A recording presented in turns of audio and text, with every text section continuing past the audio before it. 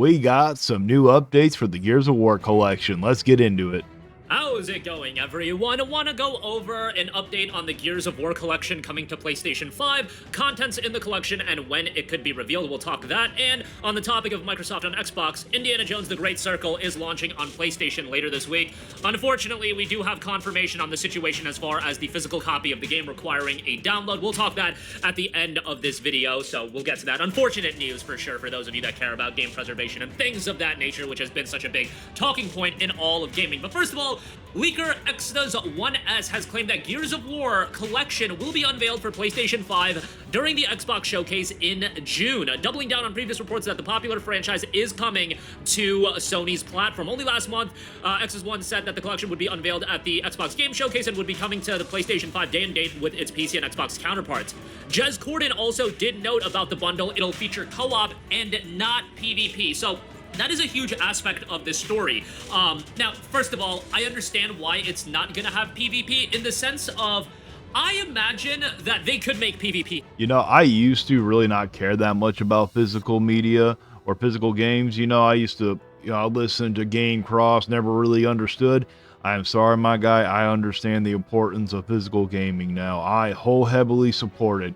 But you can thank freaking Nintendo for that bullshit. That's the reason why I'm believing in physical gaming. I will never buy a digital copy ever again. That will never happen. But with this, I mean, it's definitely going to be a good collection for PlayStation people. I mean, I can easily just get it on Game Pass, but I'm just hoping that they're not going to overprice the fuck out of this collection. I have a feeling that they are. Let's hope that Microsoft is the one that's going to hold out and not screw over their people. I mean, well, Sony's not their people, so it's not like they even really care. They definitely take care of their own gamers on the Game Pass, so I will agree with that one. But you can currently get this collection right now for Xbox One for $20. So, I mean, honestly, it's not even worth getting Game Pass at that damn price. I mean, it's going to take you probably longer than a month to beat the damn games if you have a regular 95, so you might as well, hopefully they'll price it reasonably at that point. But I have a feeling that they're not going to, so let's find out.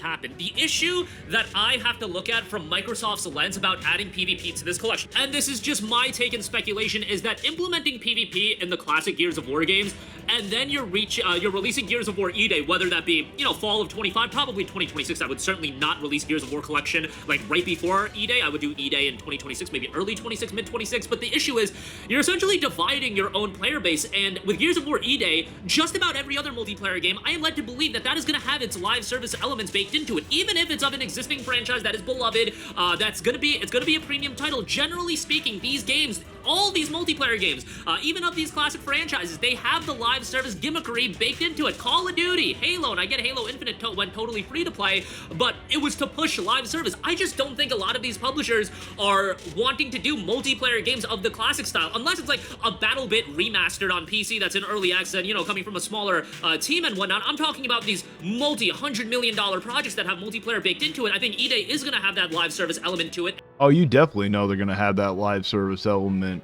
baked into it with Gears of E-Day. Hopefully the campaign's going to be good. I've actually never played any of the Gears of War games, so I don't even know how they are. If anybody's ever played them, let me know how good they are. And if you offer PvP in the classic sense with Gears 1, 2, and 3, there's going to be a lot of people that are just going to be like, I don't need to play E-Day's multiplayer, I'll just stick to the PvP. And the idea with those live service games is you need as many people as possible playing those games. So if you're offering PvP in the Gears of War collection, you're essentially dividing your player base, which I think would be a perceived problem from Microsoft. I don't think it would actually be a problem, but that's what I boil it down to and why that is. That's why I also think that Sony isn't in a rush to release like a Killzone collection with multiplayer, because why are you going to take away your potential players from playing these live service games that you're so desperate to get over, that you're so desperate to have be these revenue generators, and have them play these non-live service games that, yeah, it's great that you can sell them once at $60 for the collection, but then what's the money after that? That's not the multiplayer business model that a Microsoft, a Sony wants to adopt anymore. They want to adopt the live service model. So yes, they'll do a Gears collection, they'll offer you co-op,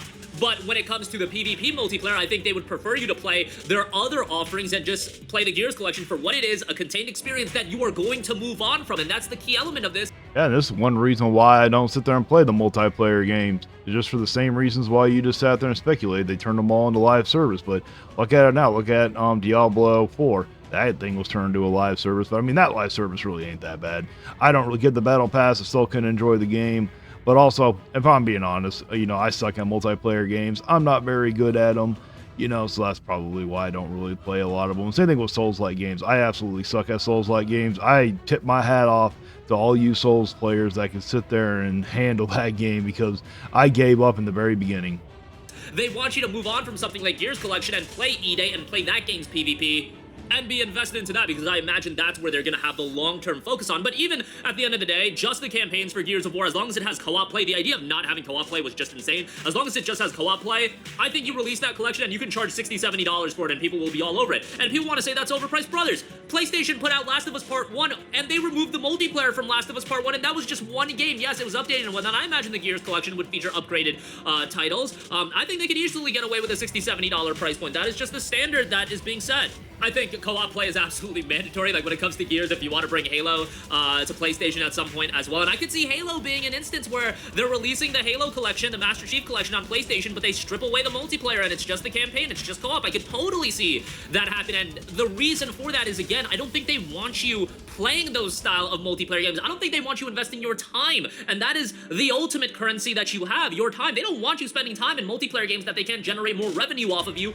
They better not sit there and release this game at $60, $70. Are we going to gloss over that thing you just said, GameCross? They better not. When you can get it for $20 for Xbox One, oh, hell fucking no. If they release this at $60, $70, Sony fans, you better sit there and hold the line. You better not buy this game.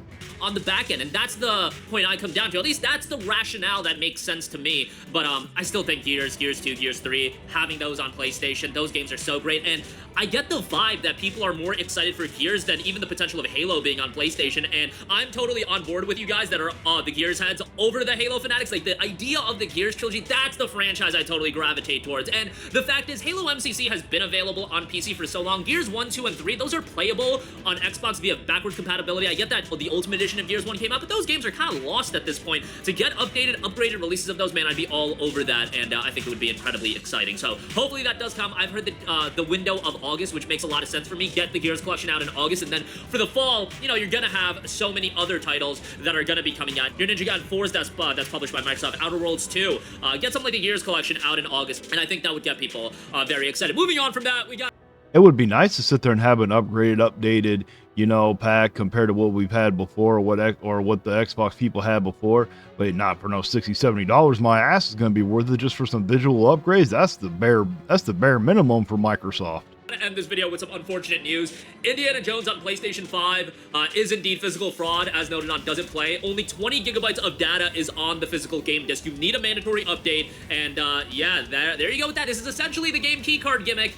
You guys, you cannot be playing this game without downloading it, and that doesn't mean you can't sell the games. I see some miscomprehension of the situation. You can sell the game keycards that are coming to Switch 2. You can sell Indiana Jones, and the user that installs that disc, they'll be able to download the game. It's not like it's tied to one update. However, you don't have the full game on disc, which that idea of game ownership, they're pushing it further and further away before they're limiting what physical gaming actually is. And let's be honest, for the sake of Microsoft, PlayStation, they would all be on board for all of you guys just to adopt digital gaming off the rip. There's a reason why the PS5 Pro is digital only, why they offer digital only consoles. They make so much more money off digital sales, and you're restricted to that platform. When you have digital, prioritization on digital gaming and buying things digitally, the more you invest in a platform, the more you are tied into it. It's like the cost.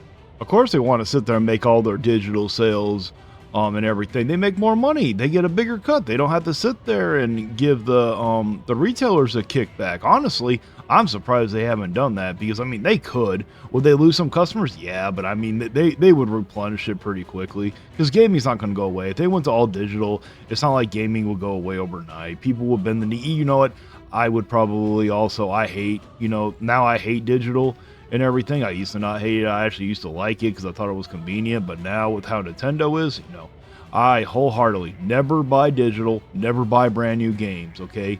You need to give these companies the very least bit of your money possible. sunk fallacy. If you ever want to leave that platform, you're leaving all those games that you have tied to the digital, your digital library. And, you know, in this case, you'll be able to sell Indiana Jones, but it's one step in that direction where digital gaming is just becoming more and more prevalent. And obviously, it's been a hot topic, especially with the Switch 2 game keycard. Shout out to CDPR for loading up all of Cyberpunk 2077 on the 64GB card that they have for the Nintendo Switch version of Cyberpunk 2077. But not every publisher is going to want to, you know, offset the cost of doing a larger card. You look at something like Bravely Default HD Remastered, that's a game key card. Street Fighter 6 is a game key card, which is a total bummer, especially for a game like Bravely Default, man. Like, those JRPGs, those are games that I view as, like, collector's items. There are so many JRPGs that have appreciated in value, especially JRPGs on a Nintendo platform. You look at the heyday, like, look at the Game Boy Advance Nintendo DS lineup of JRPGs, and look at some of the cost that's associated with some of those JRPGs, like complete copies of them, and then you got Bravely Default now coming out as a game key card. That's the one to me. I look at that and I'm like,